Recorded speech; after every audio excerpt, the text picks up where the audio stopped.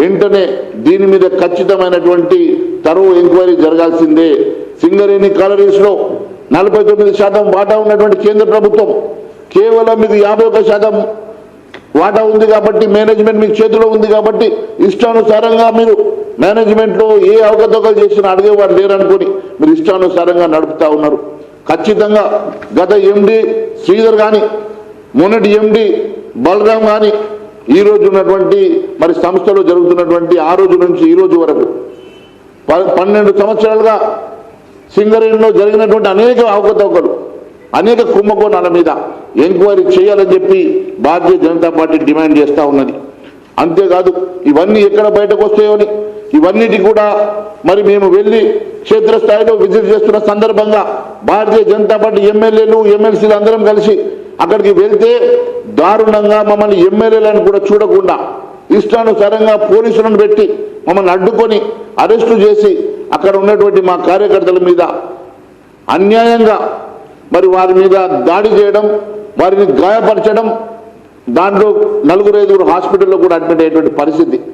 కట్టెలు బట్టి లాఠీలు బట్టి మీరు చేసినటువంటి అరాచకం ప్రజలు కళ్ళారా చూశారు. నేను చెప్తా ఉన్నాను ఈ ప్రభుత్వానికి, నిజంగా హిట్లర్ని మీరు వారసత్వంగా తీసుకుంటున్నారా లేకుంటే హిట్లర్ని మీరు ఈరోజు ఆదర్శంగా తీసుకుంటా ఉన్నారా? ముఖ్యమంత్రి గారు ఈరోజు హిట్లర్ని మీరే చెప్తా ఉన్నారు నేను హిట్లర్ని అని చెప్పేసి ఈరోజు హిట్లర్ లాగా ఇక్కడ బిహేవ్ చేస్తూ ఉన్నారు. హిట్లర్ బాటలు నడుస్తూ ఈరోజు ప్రజాస్వామ్యాన్ని కూలీ చేస్తూ ఉన్నారు. ఎట్టి పరిస్థితులకు సమాధానం చెప్పాల్సి వస్తుంది. మేము ఈరోజు తెలియజేస్తా ఉన్నాం, ఎట్టి పరిస్థితుల్లో రేపు భారతీయ జనతా పార్టీ అధికారంలోకి వచ్చిన తర్వాత ఖచ్చితంగా దీని మీద ఎంక్వైరీ చేస్తాం. ఇప్పుడు కూడా మీరు హౌస్ కమిటీ వేయాలని డిమాండ్ చేస్తూ ఉన్నాం.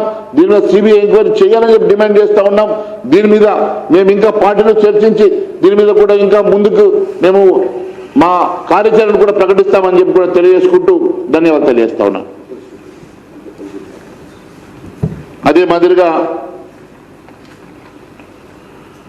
నిన్న గాయపరిచేటువంటి మా కార్యకర్తలు కానీ కార్మికులు కానీ ఏ రకంగా వారిని గాయపరిచారో, ఏ రకంగా మరి వారిని మరి హాస్పిటల్లో వాళ్ళు ట్రీట్మెంట్ తీసుకుంటా ఉన్నారో, లారీని పెట్టి ఎట్లా మీరు అడ్డుకున్నారో, నిన్న కార్యకర్తలతో మా పార్టీ నాయకులు అక్కడ గాయపడిన వారిని ఏ రకంగా వాళ్ళని పక్కకు తీసుకెళ్తా ఉన్నారు.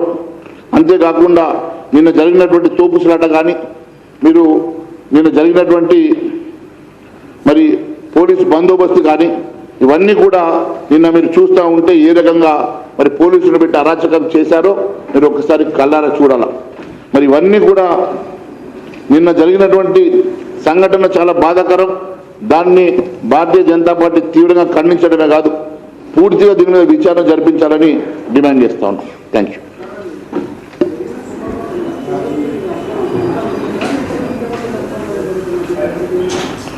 దాని మీద ఎంక్వైరీ చేస్తే అన్ని విషయాలు తేటతెల్లమైతాయి. గత 9.5 సంవత్సరాలు బీఆర్ఎస్ ప్రభుత్వంలో జరిగిన అనేక అవకతవకలు, అనేక అరాచకాలు, అనేక కుంభకోణాలు బయట పెట్టకుండా మరి ఈరోజు కాంగ్రెస్ పార్టీ ఎందుకు వారికి అండగా ఉన్నదని మేము ప్రశ్నిస్తూ ఉన్నాం. అంతేకాదు ఈ 2.5 సంవత్సరాల్లో కాంగ్రెస్ ప్రభుత్వంలో కూడా మరి